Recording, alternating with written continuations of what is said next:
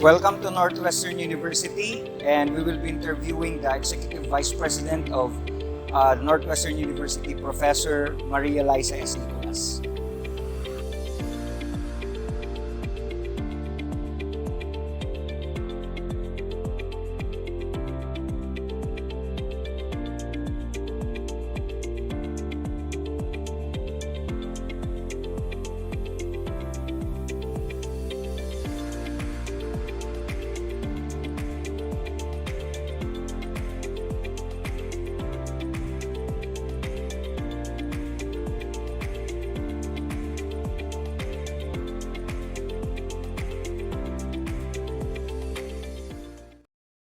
Okay, good morning. I am so honored to have this interview with our Executive Vice President and Chairman of the Board of Directors of Northwestern University and a former HR specialist of Procter & Gamble in the United States, Professor Liza S. Nicolas. Thank you very much, ma'am, for this wonderful opportunity, and I am very excited for this.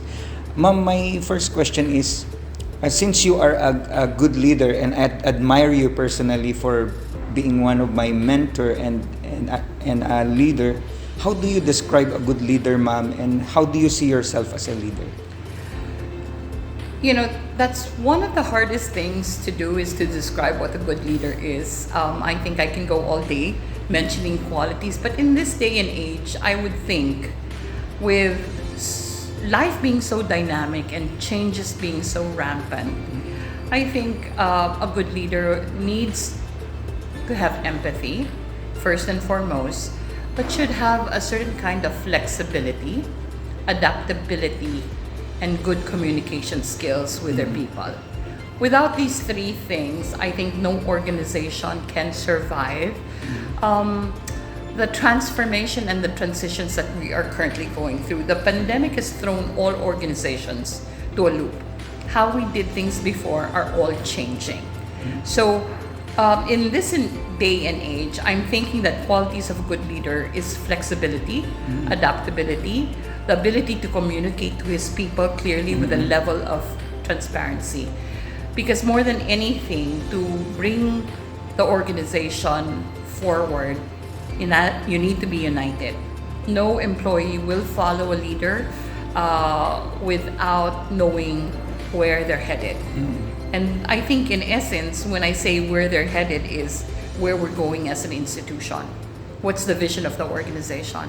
Without a clear-cut vision, it's very hard to know where you're going to take the organization. Ma'am, how do you describe yourself as a leader? With all of my training, I think, in essence, what makes me, ang yabang ko, I believe for any kind of leader, a good and sound foundation, knowledge of where you're at and how you began, the ability to look back and know your roots is what makes you a good leader. The lessons that you've learned along the way. What I'm saying is that when a person starts from the bottom and raises up and learns along the way certain qualities, certain tools, that will actually form. It's formative. So what makes you a good leader is your ability to transform. Again, this pandemic has really changed the operating model. You shouldn't think that you can still operate the same way you did pre-pandemic. That's right. That's why I said flexibility, adaptability, the ability to handle risks and to manage change. What is a good leader? A transformational leader. A servant leader. When I say servant leader, your ability to do things that you're actually expecting from your employees or the people that you work with. I will never tell anybody to do something that I cannot do myself.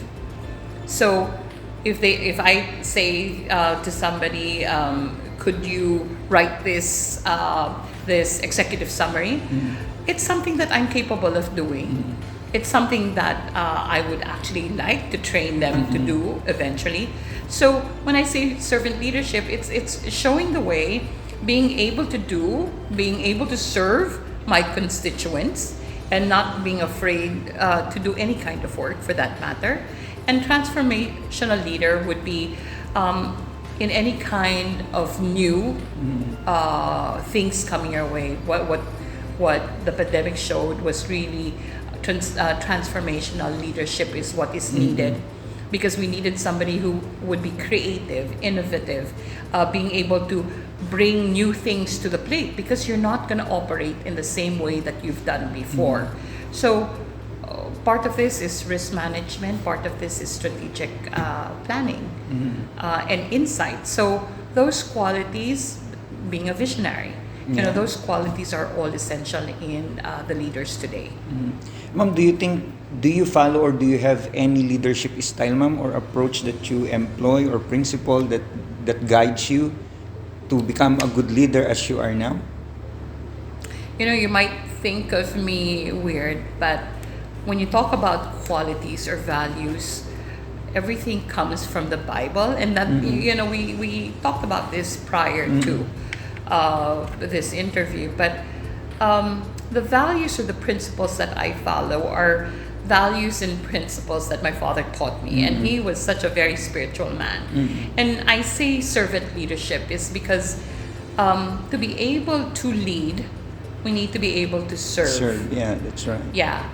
Without understanding service, can you actually lead completely? And I say this more so for our political leaders right now.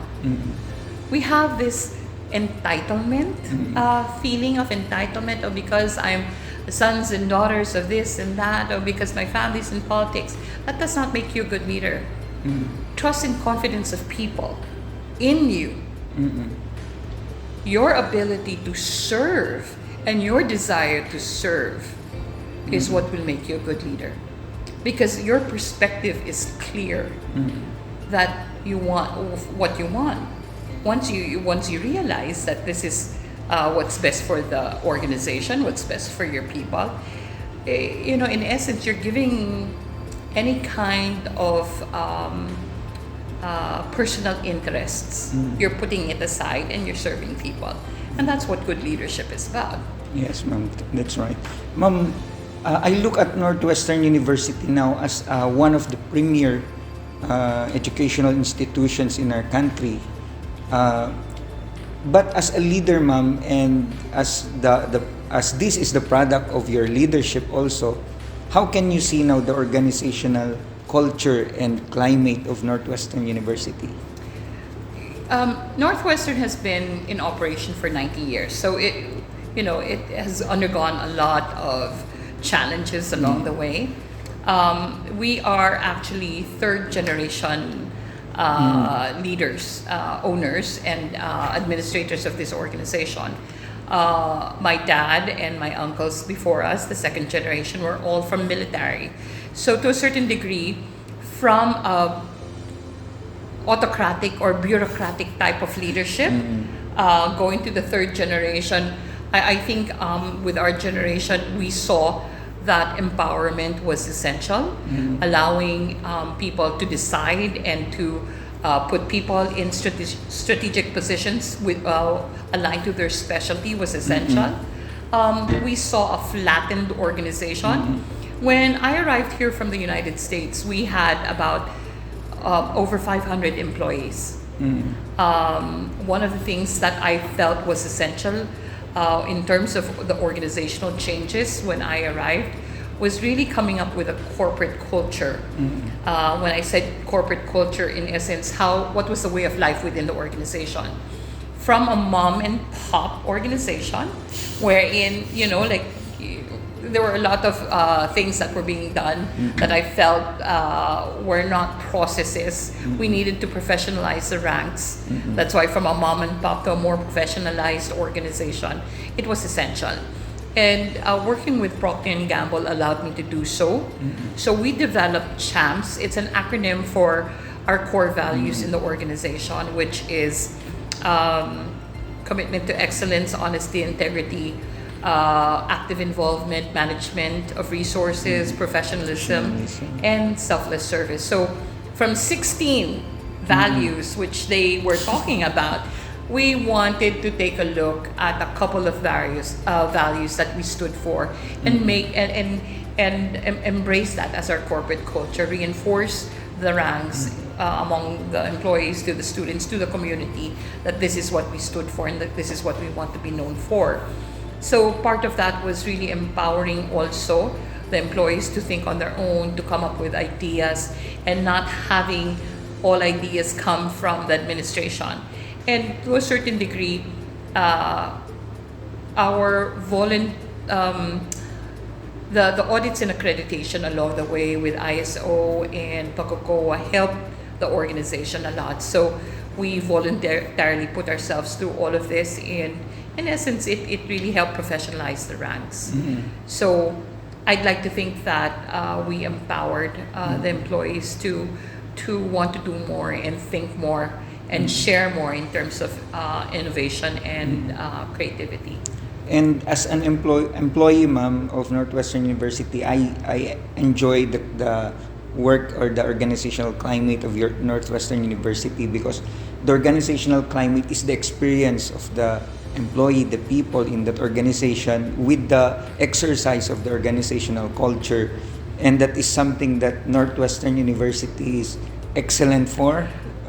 We have a good organizational climate. I would think so, because like I said before, making mistakes and learning from it is one of the best tools to improvement. And I think having a less threatening environment to work with, being able to take a look at constructive criticisms as something towards growing. This kind of culture allows the organization to thrive and not just survive. And in essence, that's what we've always wanted to do. Our goal was not just to survive as an organization, but to want more for ourselves and for the employees and students as well. So thriving is the end goal. Yes, ma'am. Now, my next question, ma'am, is that it's all about changes and conflicts. And when I say changes, this can be because of external factors, like changes brought about by the pandemic, conflicts brought about external factors, internal or external. If there are changes and conflicts such as this, ma'am, how do you handle it? Changes. Like a lot of people think that change is going to be going away. There has to be a mentality of managing change, and I think to a certain degree, looking at risks and not being threatened by it, but turning it into opportunities is what we hope for. In this pandemic, actually, like while everybody was complaining about the fear that it's going to bring, we were so busy looking at how to improve the level of services, how we can still render quality service to the the students. I don't think that we had any time to look at fear, because by looking at fear and thinking that that's a hindrance, like we had to make we needed to make fearless assessments.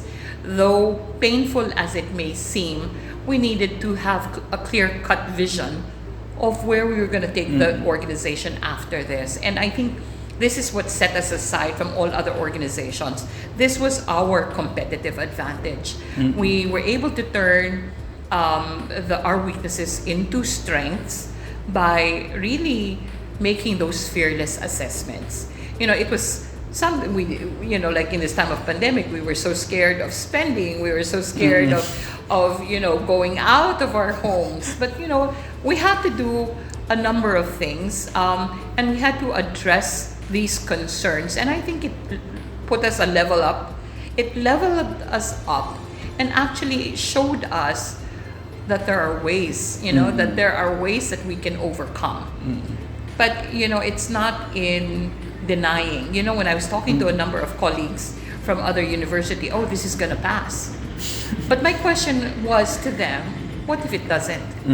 You're talking about the Spanish flu, which lasted for 2 years. We cannot continue to operate like this and survive in the next 2 years. So we really, as an institution, decided, what we wanted to do, where we wanted to take it, and I think we're prepared, for the transition, the digital transformation of this organization. And lo and behold, at the end of the 2 years, the organization actually created its own digital LMS or with transactions in all of the departments. We purchased LMS and we purchased different kinds of apps before, but then we needed to take a look at the support units. How do we computerize the systems? And after 2 years, we were able to do that. So, we're not looking back at face-to-face. We're looking at hybrid with more, with more engagement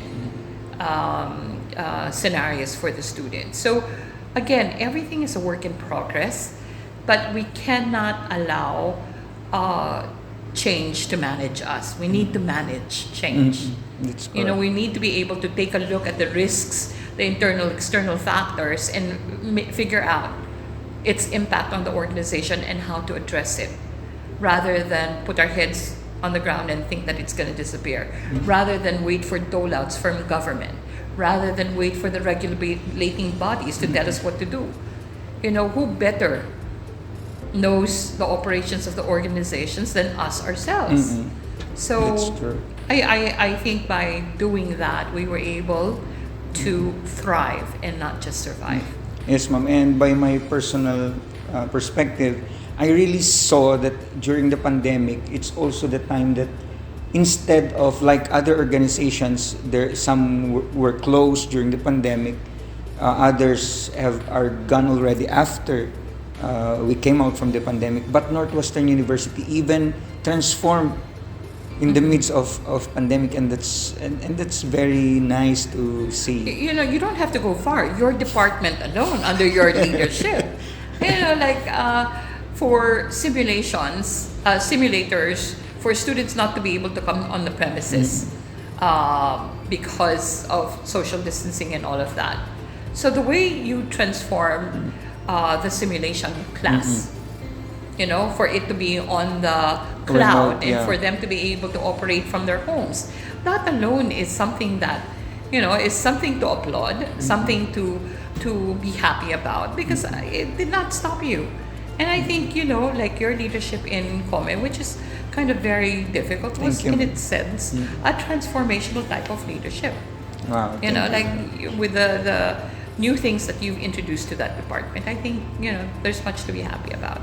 Yes, ma'am. That is supposed to be my next question about organizational development, but you have mentioned it already. Because, ma'am, I saw and what you have said that during changes, it's also the time that you implement also change in the organizational structure. So, I really appreciate how you do that, ma'am. And, ma'am, how do you foresee leadership in the future? How do I foresee leadership? If anything, management of people is the hardest thing to do in any kind of organization for that matter. So people, behavior, change is so dynamic. So again, I don't see leadership changing that much. I see qualities strengthened.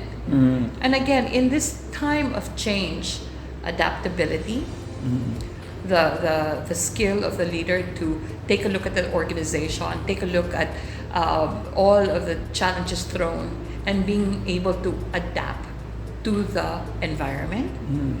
Flexibility. You're not going to use the same processes and think that it's still applicable and relevant to today's time. That's true. So you have to be flexible without compromise.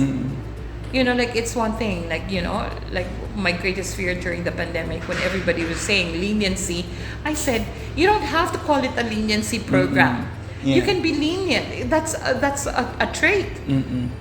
But then you don't want to make a leniency policy because that becomes a policy wherein it's okay. Leniency is not okay. It's not. It becomes an attitude. So, adaptability, being able to adapt to the environment, flexibility, be able to kind of see and balance out without compromise. If your institution stands for quality, you're not going to give the grades away kasi kawawa. Mas kawawa sila when they go out, graduate, and not have any jobs because they can no longer compete with those that have been in the workforce for the longest time and lost their jobs. So leniency is not a good policy. CHED leniency is not a good policy. DepEd leniency is not a good policy. So what I'm saying is that leniency is something that is your judgment call. Did he put enough effort into this job? Did you see that he did actually do the work? You're not going to be graduating people for the sake of them graduating kasi kawawa. And I see a lot of schools doing that, and I see a lot of public schools doing that. But the danger there is the workforce, once they've graduated, unemployment will be at its highest. So it's a domino effect. And companies even are looking for skilled and competent workers now. When companies are looking for skilled and competent, and you're graduating people because naawa kayo, then that's going to be a huge problem. So those are qualities that I'm looking at: adaptability, flexibility, communication. You have a lot of people's lives that are in your hands. So being able to communicate where the organization's headed, what the organization's faced with, so that the burden is carried by the entire institution and not by the administrators. It's a shared task where everybody needs to do their roles. Kasi sabi ko, you cannot have an organization carried by the administration alone. For it to survive in the next coming years, there has to be a united front. Everybody needs to be held accountable. Otherwise, the doors are open. There are people that need jobs that are willing to do the work. There's no point in kind of trying to make everybody want to be the part of the organization when their hearts are somewhere else. That's true. Ma'am, prior to this interview, I appreciate what you said, that you see leadership in all people, whether it be a student or a janitor, or not only the top leadership. So, and I know also that there will be some students and many people from different walks of life that will be watching this interview, ma'am. What can you advise to all of us, from students to ordinary laborers to top management? What can you advise them, ma'am, with regards to leadership? It's funny because when we were discussing that, I said everybody has that innate leadership quality within them. There is something that will bring it out. In cases of fires, who better to lead us than the janitors and the security? I think it's being fearless. I think it's a trait that we need to develop within our students and with employees that we hire. That mistakes are the greatest lessons that are the greatest teachers. Being able to do it and learn from it is the best lesson that we can actually have in life. Most of us don't like the leadership roles because it takes so much time away from whatever. But sabi ko, I think to a certain degree leadership is gratifying. Positions, position is not what will give us the power. It's empowering people Wow. that I will like give that, us ma'am. that. Yeah. That will make us a leader. The position, okay, EVP of that's not okay. That's Yeah. powerful, but that does not give me power. It's my ability to impact or empower people that makes me a good leader.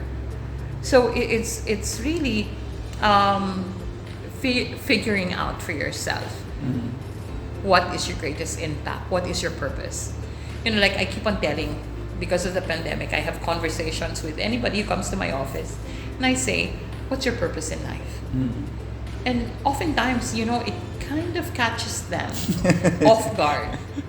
Because sabi ko, like, it's nice to know, it's nice to figure out what your purpose in life is, because that's where your greatest impact would be. And that in itself, knowing that in itself, can kind of hone and mold your leadership potential. What do you want to be? What do what are you here for? Yeah. And I think those are biblical perspectives. All of these values stem from the Bible, and you have great leaders of the Bible. And you don't need any kind of management. I'm saying that now, but after going through MBA and taking my doctorate, sabi ko, like, no management theory will make you the best leader. I think it's a hit and miss, but really it's in knowing your people and having their best interests at heart. And servant leadership is the best kind of leadership there is. And in doing so, the biblical principles of the Bible, those values, can make you, in essence, the best leader. Yeah. Yes, ma'am. Thank you very much, ma'am, for that. And one thing more that I learned, ma'am, is there was a time that I asked you, why would you want to, because I was just an ordinary instructor before of Northwestern University, and I asked you before, ma'am, why are you teaching me? And you always answer, because you wanted to learn. And so that moment on, ma'am, Okay. yeah, I saw that there is a leader should also be visionary. They wanted to uplift the people around them.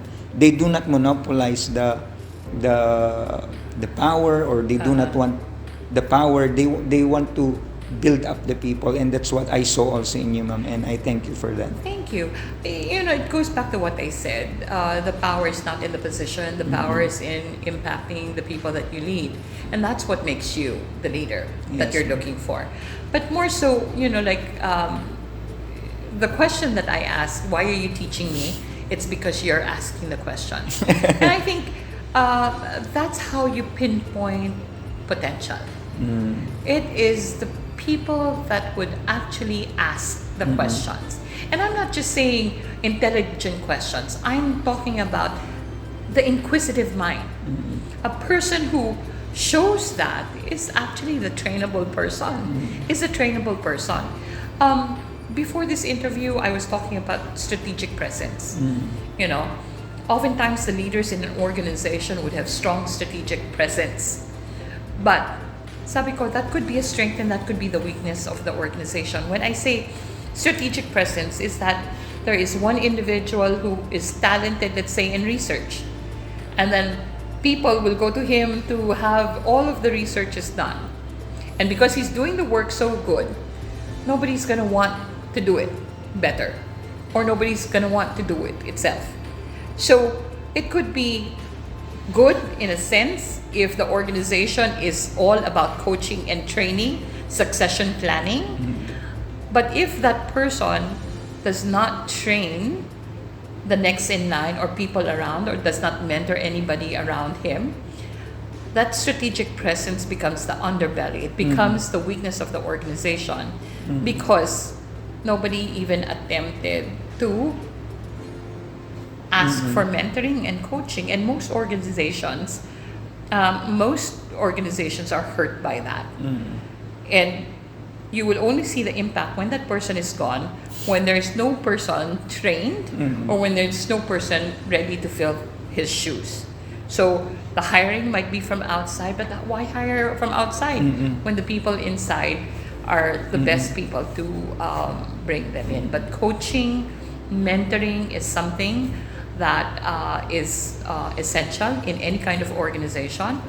In our school itself, that's why I said, having you come to me every once in a while is something that I enjoy doing, because my learning does not stop. I learn a lot from you, and I hope you're learning a lot from me as well. So it's both. It's mutual. Yes. So I think in all organizations, I think that's very important. Yes, ma'am, I agree also. Ma'am, thank you very much. I feel like I learned a semester of of about leadership and organization already, Well, ma'am. thank Again, you. from my heart, thank you very much for this interview, and thank you for being my mentor and you. my boss and our leader at Northwestern And friend. University. And friend. Thank you. At Northwestern University. Thank you very much, ma'am. And Okay. I know that you also learned many things in this interview. Thank you very much. Thank you. Ma'am, thank you so much. You're welcome.